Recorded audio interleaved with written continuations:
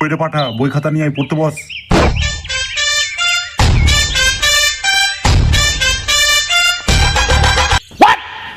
কিরে দাদু ভাই, সকাল সকাল কোথায় চললি? পাড়া পড়তে বসবি কি না? দাদু খেলতে যাচ্ছি মাঠে। কিরে বাড়া, সকালে খেলতে যাচ্ছিস? এখন খেলতে যেতে হবে না বাড়া, এখন পড়তে বস। বিকাল বেলা স্কুল থেকে এসে খেলতে যাবি। ভুল না ওরা, আমি এখন স্কুল যাবো না। আর ওই উঁচু পাড়া ক্লাবের ছেলেগুলোর সাথে মিশেই ছেলেটা বাড়া পুরো গান মারিয়ে গেল।